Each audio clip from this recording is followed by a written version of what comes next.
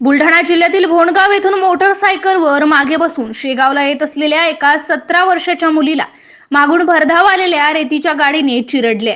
यामध्ये ती मुलगी जागीच ठार झाल्याची घटना शेगाव तालुक्यातील कालखेड जवळ 29 डिसेंबरच्या सायंकाळी घडली आहे। घटनेनंतर परिसरातील नागरिकांनी घटनास्थळावर तसेच पोलीस स्टेशनला एकत्रित जमा होऊन मुलीच्या मृत्यूला कारणीभूत ठरलेल्या त्या अवैध रेती गाडी चालकावर तत्काळ कठोर कार्यवाही करून त्यास अटक करण्यात यावी, अन्यथा आम्ही प्रेत ताब्यात घेत नाही असा आक्रमक पवित्रा घेतला होता। रात्री उशिरापर्यंत शेगाव ग्रामीण पोलिसांची या प्रकरणी गुन्हा नोंदवण्याचे तसेच त्या अज्ञात गाडी चालकाची शोध मोहीम कार्यवाही सुरू होती। कुमारी गौरी राजेश शेळके वय 17 वर्ष, राहणार भोणगाव, हल्ली मुक्काम शेगाव असे या अपघातात ठार झालेल्या मुलीचे नाव आहे। MCN न्यूज मराठी करिता रवींद्र शेगोकार, शेगाव।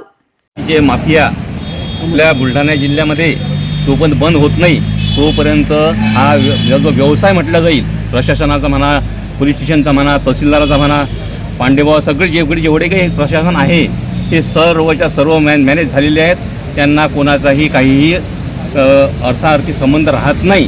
पैसा द्या आणि काम करून घ्या अशा प्रकारचं म्हणतो। कारण हे जोपर्यंत बंद होत नाही रीती तोपर्यंत आम्ही पूर्ण तालुक्यातून रीती बंद करू।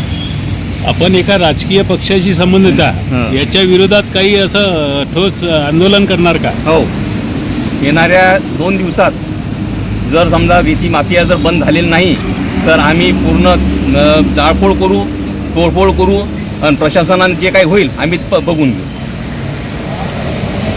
प्रशासनाचा कोणत्याही प्रकारचा वचक रेती माफियावर नाही, त्याच्यामुळे अशा प्रकारच्या घटना घडतात। आज आमच्या येथील राजेश विलासराव शेळके यांची मुलगी एका रेतीच्या टिप्परनं चिरडून टाकली आणि त्या मुलीचा ऑन दी स्पॉट मृत्यू झाला।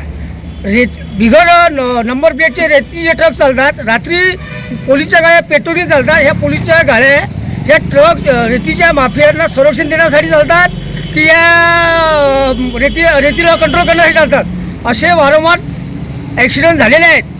प्रशासनाच्या दुर्लक्षणामुळे या रेती माफियाची हैदास वाढलेली आहे। यावर जोपर्यंत तो ज्या टिप्परने ह्या पोरीला चिरडले तो टिप्पर जोपर्यंत पकडला जात नाही तोपर्यंत आम्ही मृत्यूदेहाला हात लावत नाही।